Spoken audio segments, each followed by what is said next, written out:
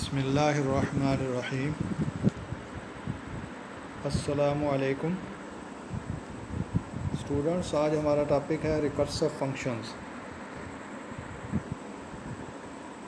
Recursive function ऐसा function जो आप बार बार अपने आप को कॉल करता है before the completion of its first execution. Previous execution के मुकम्मल होने के से पहले वो अपने आप को दोबारा से नेक्स्ट टाइम कॉल कर लेता है और इस तरह रिपीटेड फंक्शन कॉल्स के थ्रू टास्क परफॉर्म करता है। उसे रिकर्सिव फंक्शन कहते हैं और इस टेक्निक को रिकर्शन कहा जाता है।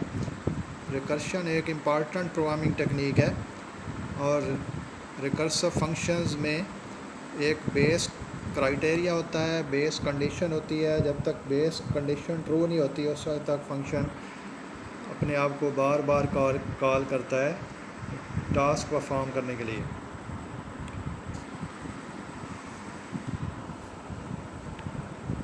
A programming technique in which function calls itself is called recursion.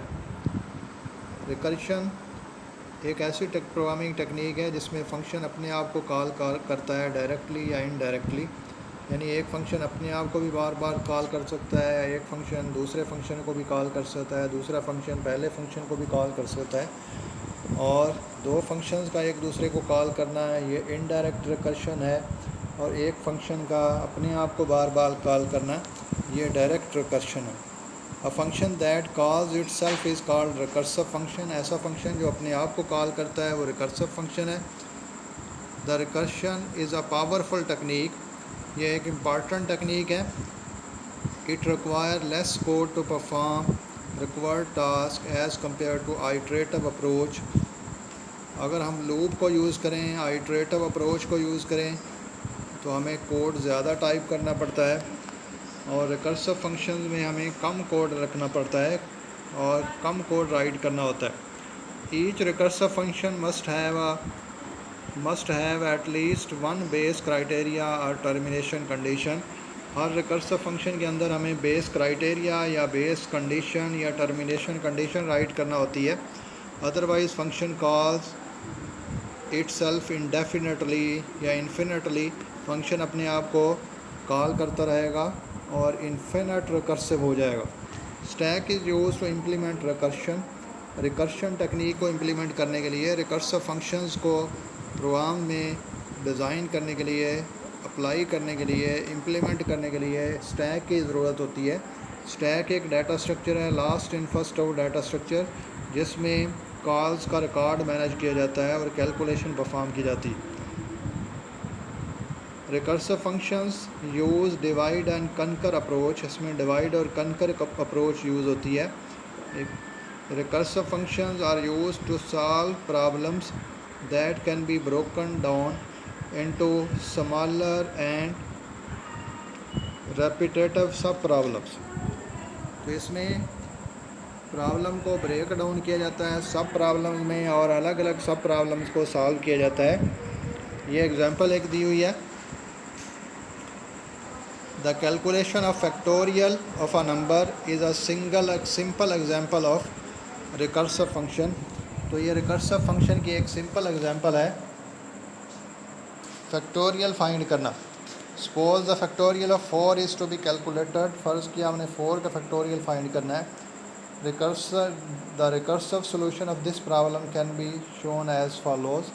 इसका रिकर्सिव सोल्यूशन ये दिया हुआ है कि रिकर्सिवली अगर इसको सॉल्व किया जाए तो इसमें 4 का फैक्टोरियल हमने फाइंड करना है तो 4 को मल्टीप्लाई करेंगे 3 के फैक्टोरियल के साथ। अगर 3 का फैक्टोरियल फाइंड करना है तो 3 को हम मल्टीप्लाई करेंगे 2 के फैक्टोरियल के साथ। अगर 2 का फैक्टोरियल फाइंड करना है तो हम 2 को मल्टीप्लाई करेंगे 1 के फैक्टोरियल के साथ। इसी तरह अगर 1 का फैक्टोरियल फाइंड करना है तो हम 1 को मल्टीप्लाई करेंगे 0 के फैक्टोरियल के साथ। और 0 का फैक्टोरियल 1 होता है तो ये 0 जब होगा नंबर तो फैक्टोरियल 1 आएगा। जब तक नंबर 0 नहीं होता उस वक्त तक हम उस नंबर को प्रीवियस नंबर के फैक्टोरियल से मल्टीप्लाई करते रहेंगे। तो ये n = 0 नंबर जब 0 हो जाता है इसको हम बेस क्राइटेरिया रख लेंगे तो जब n की वैल्यू 0 होगी तो रिज़ल्ट 1 रिटर्न होगा। जैसे रिज़ल्ट 1 रिटर्न होगा तो फिर हम back 1 by 1 step by step जाएंगे और मल्टीप्लाई करके हम कैलकुलेशन परफॉर्म करेंगे। 0 का फैक्टोरियल 1 है, एक स्टेप बैक गए, 1 को 0 के फैक्टोरियल 1 से मल्टीप्लाई किया तो रिज़ल्ट आया 1। फिर ये 1 जो है ये 1 का फैक्टोरियल है, 2 को 1 से मल्टीप्लाई किया रिज़ल्ट आया 2। ये 2 का फैक्टोरियल है, 2 के फैक्टोरियल 2 को 3 से मल्टीप्लाई किया रिज़ल्ट आया 6। ये 6 3 का फैक्टोरियल है, इसको 4 से मल्टीप्लाई किया तो 24 आया। तो 24 इसका फाइनल रिज़ल्ट है 4 का फैक्टोरियल। तो the above figure shows that factorial can be calculated by decomposing the problem को सब डिवाइड करके डीकम्पोज करके सब प्रॉब्लम्स में हम इसे आसानी से सॉल्व कर सकते हैं। The factorial of 4 can be calculated by multiplying 4 with factorial of 3। The factorial of 3 can be calculated by multiplying 3 with factorial of 2 and so on. तो हर नंबर को उससे प्रीवियस नंबर के फैक्टोरियल के साथ मल्टीप्लाई करें फिर रिज़ल्ट आए।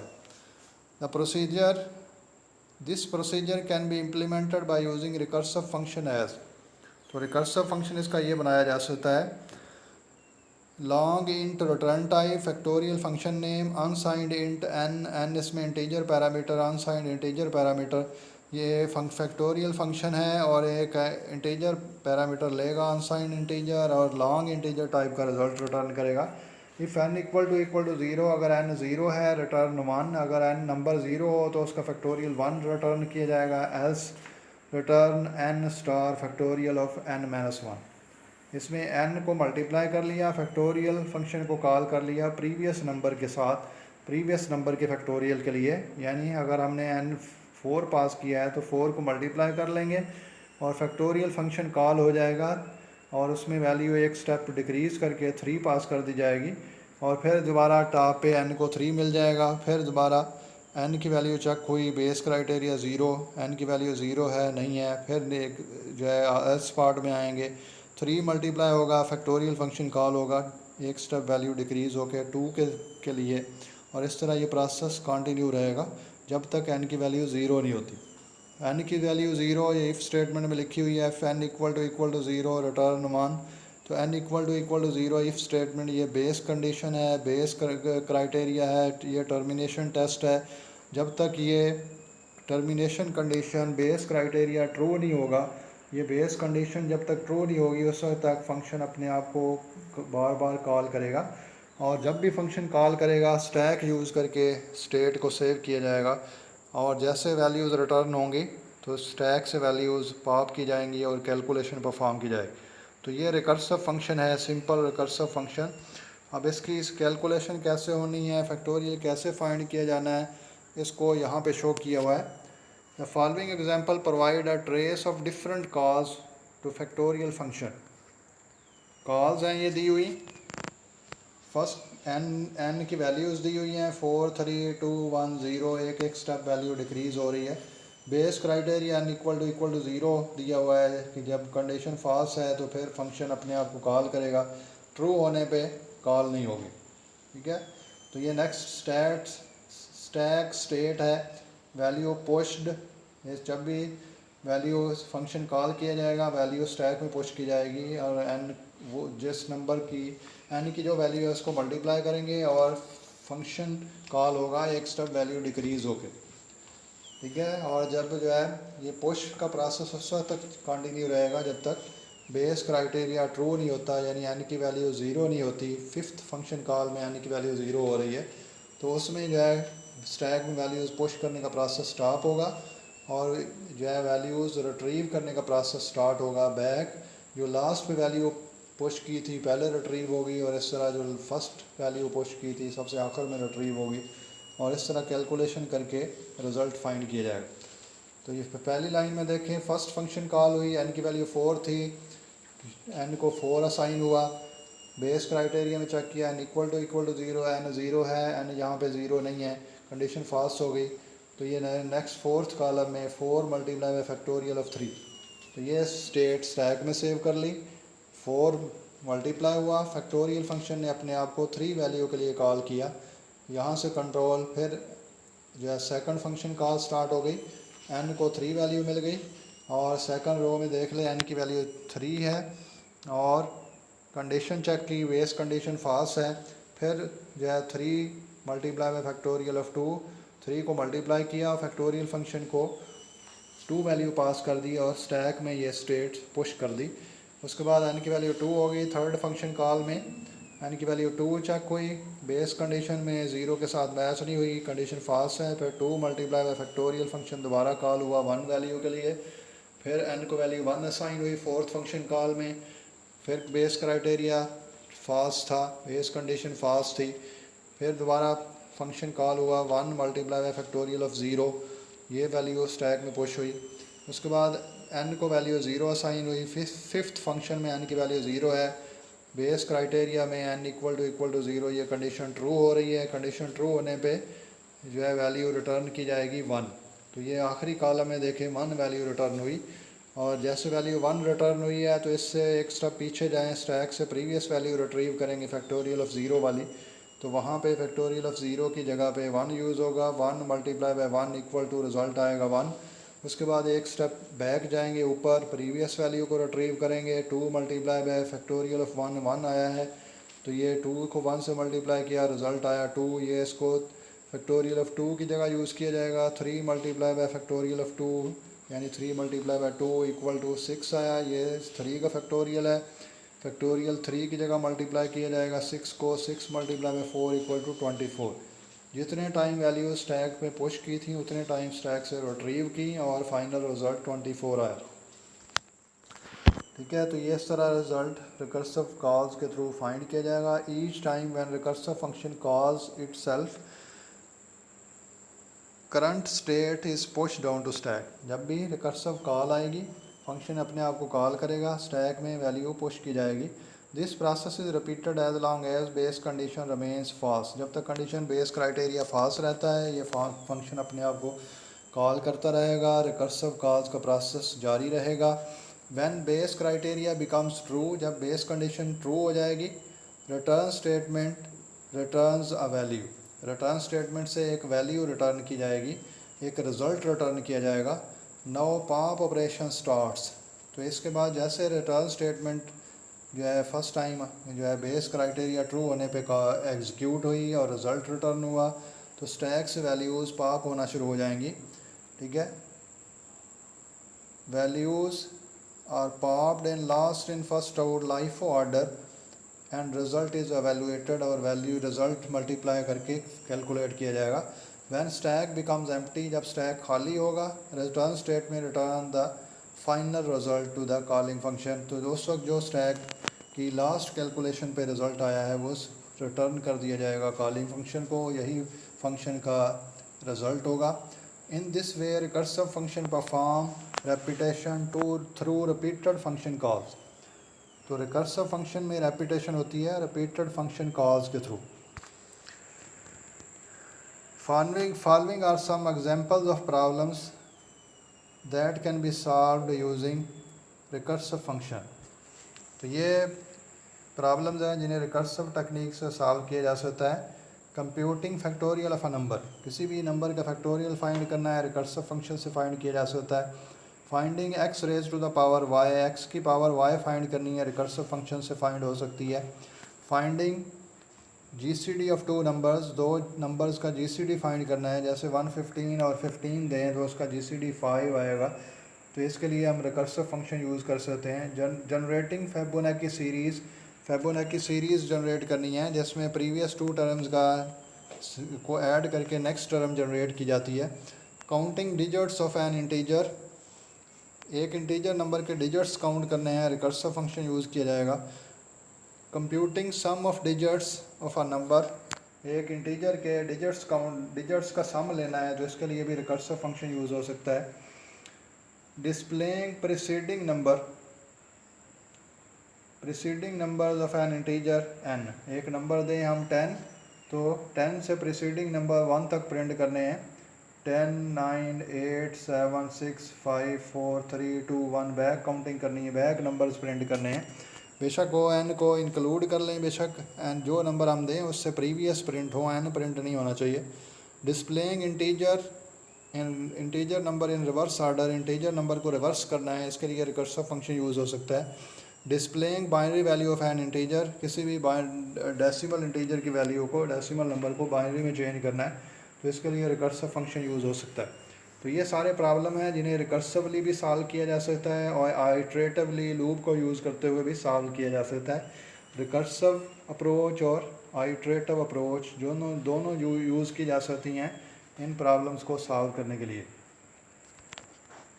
तो अब इसकी एग्जांपल्स हम करते हैं। पहली example factorial function, recursive function से फैक्टोरियल फाइंड करना। Write program that inputs an integer number and use recursive function to find its factorial. तो इसमें टॉप पे डिक्लेरेशन है लॉन्ग इंट फैक्ट इंट। तो fact function integer type value लेगा और long integer type का result return करेगा। Int num एक इंटीजर वेरिएबल और long r long integer type variable. Enter number message, CN से हमने नंबर इनपुट किया, नम वेरिएबल को असाइन किया। नेक्स्ट फंक्शन कॉल है, फैक्ट फंक्शन को कॉल किया, नंबर पास कर दिया, जो रिज़ल्ट आएगा आर को असाइन होगा। Factorial of number is r की वैल्यू प्रिंट होगी। जैसे अगर हमने नंबर 5 पास किया, फैक्टोरियल ऑफ 5 इज़ 120, इस तरह रिज़ल्ट प्रिंट होगा। अब इसमें r equal to fact bracket में नाम लिखा हुआ है, ये फंक्शन कॉल है, कॉल स्टेटमेंट है। यहाँ से नीचे फंक्शन डेफिनेशन पे कंट्रोल ट्रांसफ़र होगा। रिकर्सिव फंक्शन ये लिखा हुआ है लेफ़्ट साइड पे और राइट साइड पे सिंपल फंक्शन लिखा हुआ है। सिंपल फंक्शन जो है लूप को यूज़ करते हुए डिज़ाइन किया। रिकर्सिव फंक्शन, इसमें रिकर्सिवली फंक्शन अपने आप को कॉल करेगा और फैक्टोरियल फाइंड किया जाएगा। दोनों में रेपिटेशन होगी। रिकर्सिव फंक्शन में रेपिटेशन रिपीटेड फंक्शन कॉल्स के थ्रू होगी और ये सिंपल फंक्शन में रेपिटेशन लूप के थ्रू होगी। तो लेफ़्ट साइड पे रिकर्सिव फंक्शन दिया हुआ है। इफ़ n इक्वल टू 0, अगर n की वैल्यू 0 है रिटर्न 1 रिटर्न किया जाएगा result. Else return n star factorial of fact of n-1। तो इसमें n को मल्टीप्लाई करेंगे, फैक्ट फंक्शन अपने आप को एक स्टेप वैल्यू डिक्रीज़ करके कॉल करेगा। तो इसमें ये जो है बेस क्राइटेरिया है n इक्वल टू 0 और इस पर बेस कंडीशन ट्रू होने पे रिज़ल्ट 1 रिटर्न किया जाएगा और जब तक ये बेस कंडीशन फॉल्स रहेगी एल्स पार्ट एग्जीक्यूट होता रहेगा और फंक्शन अपने आप को बार बार कॉल करता रहेगा। और इसका फैक्टोरियल कैलकुलेशन का प्रोसीजर आपने प्रीवियस जो है एग्जांपल में देख लिया। तो ये रिकर्सिव फंक्शन एक स्मॉल फंक्शन है जिसमें जो है चंद स्टेटमेंट्स दी जाती हैं और इससे कैलकुलेशन परफॉर्म की जाती है। राइट साइड पे सिंपल फंक्शन दिया हुआ है long int f equal to 1। f यहाँ पे फैक्टोरियल के लिए वेरिएबल, इसको वैल्यू 1 असाइन की। For i equal to 1, i less than और equal to n, i plus plus 1 से n तक लूप एक एक का स्टेप एक एक का इंक्रीमेंट किया। f equal to f star i को f से मल्टीप्लाई करते रहे और f में प्रोडक्ट स्टोर किया और f की वैल्यू जो है n टाइम 1 से n तक नंबर जो है मल्टीप्लाई होंगे और f में रिज़ल्ट आएगा प्रोडक्ट। 1 से n तक नंबर्स का प्रोडक्ट f में स्टोर होगा और वो रिटर्न कर दिया जाएगा। तो ये लूप यूज़ करते हुए आपने फैक्टोरियल फाइंड किया। तो ये आपने पहले भी पढ़ा हुआ है लूप्स वाले चैप्टर में। अब ये फंक्शन यूज़ करते हुए, सिंपल फंक्शन यूज़ करते हुए आपने बनाया। और अगर रिकर्सिव फंक्शन कहा जाए तो लेफ़्ट साइड पे रिकर्सिव फंक्शन दिया हुआ है। अगर कुछ ना कहा जाए तो आप सिंपल फंक्शन भी यूज़ कर सकते हैं, रिकर्सिव फंक्शन भी यूज़ कर सकते हैं। मेन फंक्शन सेम रहेगा और फंक्शन इन दोनों में से कोई भी यूज़ किया जा सकता है। ये सेकंड एग्जांपल रिकर्सिव फंक्शन की। Write program to compute x raise to the power y using recursive function. तो रिकर्सिव फंक्शन यूज़ करते हुए x की पावर y फाइंड करनी है। Long int power int power एक फंक्शन है, 2 इंटीजर नंबर लेगा और रिज़ल्ट लॉन्ग इंटीजर टाइप का रिटर्न करेगा। मेन फंक्शन के अंदर x और y 2 integer variable, long r एक रिज़ल्ट के लिए लॉन्ग इंटीजर वेरिएबल। सी आउट से मैसेज शो किया एंटर नंबर, जो नंबर हम देंगे x में स्टोर होगा। नेक्स्ट मैसेज हमने शो किया सी आउट से, एंटर पावर। उसके बाद वैल्यू हम रीड करेंगे, जो वैल्यू हम टाइप करेंगे सी एन से वाई में स्टोर होगी, ठीक है। एक्स में नंबर स्टोर हो गया, वाई में उसकी पावर स्टोर होगी। Next r equal to power x comma y, ये फंक्शन कॉल स्टेटमेंट है, यहाँ से कंट्रोल फंक्शन पे आएगा और फंक्शन के थ्रू पावर कैलकुलेट होगी और जो रिज़ल्ट आएगा आर में स्टोर होगा। रिज़ल्ट रिटर्न किया जाएगा फंक्शन के थ्रू और आर में स्टोर होगा। और उसके बाद नीचे वाली लाइन से x raise to the power y is r की वैल्यू प्रिंट होगी। अगर एक्स हमने 2 दिया, वाई हमने 5 दिया, तो 2 raise to the power 5 is 32। इस तरह रिज़ल्ट प्रिंट होगा। अब पावर कैलकुलेट करनी है, फंक्शन कॉल से कंट्रोल फंक्शन पे ट्रांसफ़र होगा। तो पावर कैलकुलेट करने के लिए लेफ़्ट साइड पे रिकर्सिव फंक्शन है, राइट साइड पे सिंपल फंक्शन है। सिंपल फंक्शन पावर कैलकुलेट करने का पहले आपने स्टडी किया हुआ है और लूप्स में भी आपने लूप यूज़ करते हुए भी पावर कैलकुलेट की हुई है और इस सिंपल फंक्शन में भी लूप के थ्रू पावर कैलकुलेट की गई। तो सिंपल फंक्शन को आप देख लें, इसमें लॉन्ग इंट, पावर, इंट ए, इंट एन, ये फंक्शन हेडर है सिंपल फंक्शन में भी और रिकर्सिव फंक्शन में भी सेम है। तो इसमें पावर कैलकुलेट करनी है आपने ए की पावर एन, तो ए को एन टाइम मल्टीप्लाई करेंगे। पी यहाँ पे पावर के लिए वेरिएबल इसको 1 असाइन किया, for I equal to 1, I less than और equal to N, I plus plus 1 से एन टाइम लूप है और ए का increment P equal to P star A को मल्टीप्लाई करते रहे, एन टाइम मल्टीप्लाई किया, एन टाइम लूप चलेगी और उसके बाद नीचे रिटर्न स्टेटमेंट एग्जीक्यूट होगी और पी की वैल्यू, पावर की वैल्यू रिटर्न कर दी जाएगी। तो लेफ़्ट साइड पे रिकर्सिव फंक्शन है, इसमें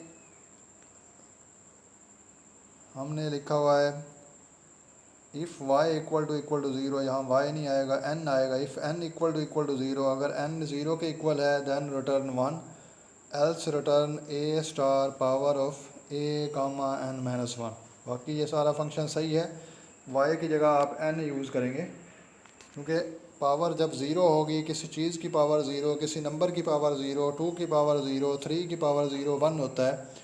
तो अगर n दूसरा पावर के लिए वेरिएबल है, अगर n की वैल्यू 0 है रिज़ल्ट 1 रिटर्न किया जाएगा, वरना a को मल्टीप्लाई करेंगे, नंबर को मल्टीप्लाई करेंगे जिसकी पावर लेनी है और पावर फंक्शन कॉल करेगा अपने आप को, number as it is a की वैल्यू पास कर दी जाएगी और पावर एक स्टेप डिक्रीज़ करके पास कर दी जाएगी और ये फंक्शन दोबारा कॉल हो जाएगा और इस तरह ये वैल्यू कम डिक्रीज़ होती रहेगी। जब n की वैल्यू 0 होगी तो लूप ये उस वक्त जो है फंक्शन कॉल करने का प्रोसेस एंड कर देगा और फिर जो है बार बार स्टैक से वैल्यू रिट्रीव करके मल्टीप्लाई की जाएंगी और फिर पावर कैलकुलेट होगी और रिज़ल्ट बनेगा। और वो जो है फंक्शन कॉल वाली लाइन पे लेफ़्ट साइड पे वेरिएबल आर है उसमें स्टोर होगा और वही स्क्रीन पे प्रिंट कर दिया जाएगा।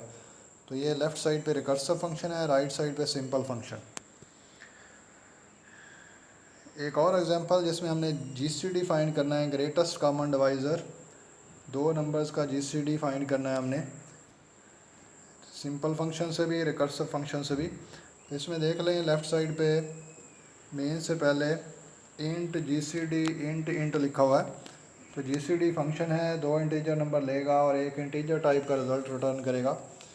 मेन फंक्शन में ए और बी 2 नंबर हमने रीड करने हैं, टी इसमें टेम्परेरी वेरिएबल, आर रिज़ल्ट के लिए वेरिएबल। तो एंटर 2 इंटीजर नंबर्स मैसेज, ए और बी की वैल्यू रीड की, ए की वैल्यू सपोज हमने 115 दे दी, बी की वैल्यू 15 दे दी। तो इसमें नेक्स्ट इफ स्टेटमेंट से चेक हो रहा है, if a less than b, अगर ए की वैल्यू बी से लेस है दैन इंटरचेंज कर दी जाएंगी क्योंकि हमने रिपीटेड डिवीजन मेथड से जीसीडी फाइंड करना है। रिपीटेड डिवीजन मेथड में बड़े नंबर को ही छोटे नंबर पर डिवाइड किया जाता है। तो इसमें हम चेक कर रहे हैं अगर फर्स्ट नंबर ए जो है सेकंड नंबर बी से लेस है दैन टी को हम ए की वैल्यू दे रहे हैं, ए को बी की वैल्यू दे रहे हैं, बी को टी की वैल्यू दे रहे हैं। तो इससे ए और बी की वैल्यू इंटरचेंज हो जाएगी, ए के पास ग्रेटर नंबर आ जाएगा, बी को स्मॉलर नंबर असाइन हो जाएगा और उसके बाद ये फंक्शन कॉल एग्जीक्यूट होगी, r equal to G C D a b. तो G C D function call करेंगे, ए और बी की वैल्यू पास करेंगे और ए की वैल्यू बड़ी होगी और बी की वैल्यू जो है वो स्मॉल होगी और ए और बी की वैल्यूज़ पास की जाएंगी। और जो रिज़ल्ट आएगा आर में स्टोर होगा। Greatest common divisor GCD equal to r की वैल्यू प्रिंट कर दी जाएगी। और इससे नीचे ये फंक्शन जी कैलकुलेट करने का, GCD फाइंड करने का ये फंक्शन दिया हुआ है। लेफ़्ट साइड पे रिकर्सिव फंक्शन है, राइट साइड पे सिंपल फंक्शन है। सिंपल फंक्शन लूप के थ्रू है और रिकर्सिव फंक्शन जो है रिपीटेड फंक्शन कॉल्स के थ्रू है। तो GCD फंक्शन एक इंटीजर टाइप का रिज़ल्ट रिटर्न करेगा और दो पैरामीटर m और n पास किए जाएंगे, दोनों इंटीजर टाइप के। इंट जी इसमें GCD के लिए variable. If n equal to 0, अगर n 0 है तो g को हम m असाइन कर देंगे। Else g equal to GCD और n की वैल्यू पास कर देंगे। पहले जो n की वैल्यू थी वो जो है m में कॉपी हो जाएगी और m और n को डिवाइड करने के बाद जो रिमाइंडर आएगा वो n के पास आ जाएगा। ठीक है, तो ये जैसे रिपीटेड डिवीजन में हम करते रहे हैं कि m को n पे डिवाइड करते हैं और डिवाइडेंड और डिवाइज़र को हम डिवाइड करते हैं और जो रिमाइंडर आता वो जो है सेकंड नंबर को असाइन हो जाता और जो सेकंड नंबर की वैल्यू थी वो फर्स्ट नंबर को असाइन हो जाती।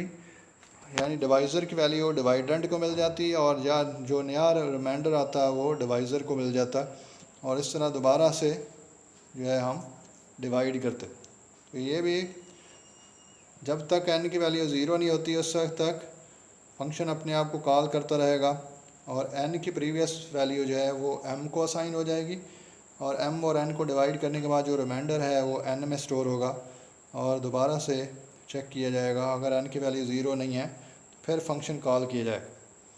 तो जैसे n की वैल्यू 0 होगी उस वक्त जो m की वैल्यू है वही GCD है, वही g को असाइन होगा और बार बार रिटर्न स्टेटमेंट एग्जीक्यूट होंगी और एंड पे g की वैल्यू रिटर्न कर दी जाएगी। राइट साइड पे सिंपल फंक्शन है जिसमें लूप के थ्रू GCD फाइंड किया। इसमें जो है फंक्शन हेडर सेम है, g और r दो वेरिएबल। n जब तक 0 नहीं होता while n not equal to 0, r equal to m remainder n। m को n पे डिवाइड किया, जो रिमाइंडर आया r को दे दिया और n की प्रीवियस वैल्यू m में स्टोर कर दी और n को रिमाइंडर असाइन कर दिया। तो इस तरह दोबारा से जो है चेक किया n अगर 0 नहीं है फिर दोबारा डिवाइड किया, m को n पे रिमाइंडर फाइंड किया, जो प्रीवियस n की वैल्यू थी यानी डिवाइज़र की वैल्यू थी वो m को दे दी और फिर जो नया रिमाइंडर आया वो n को असाइन किया और इस तरह ये लूप चलती रही। एंड पे जैसे लूप टर्मिनेट हुई उस वक्त जो m की वैल्यू है g को असाइन की, GCD वेरिएबल, उसके बाद वही g की वैल्यू रिटर्न कर दी और वो मेन फंक्शन में r को असाइन होगी और मैसेज के साथ स्क्रीन पे प्रिंट कर दी जाए। तो ये GCD फाइंड करने का रिकर्सिव फंक्शन। तो ये आज हमने रिकर्सिव फंक्शंस पढ़े हैं। 3 रिकर्सिव फंक्शन हमने किए। एक फैक्टोरियल फाइंड करने का रिकर्सिव फंक्शन, दूसरा x की पावर y फाइंड करने का रिकर्सिव फंक्शन, तीसरे नंबर पे हमने ग्रेटेस्ट कॉमन डिवाइज़र GCD या HCF highest common factor find करने का रिकर्सिव फंक्शन स्टडी किया। तो इसमें हमने यहाँ तक दोनों तरह के फंक्शन हमने स्टडी किए हैं। सिंपल फंक्शन के थ्रू भी प्रोग्राम बनाया और रिकर्सिव फंक्शन भी। मेन फंक्शन सेम है, रिकर्स जो है यूज़र डिफाइंड फंक्शन आप सिंपल भी यूज़ कर सकते हैं और रिकर्सिव भी यूज़ कर सकते हैं। तो ये रिकर्सिव फंक्शन एक इम्पॉर्टेंट टॉपिक है, इसको अच्छे तरीके से प्रिपेयर कर लें, ये एग्ज़ाम में आ सकता है। अस्सलाम वालेकुम।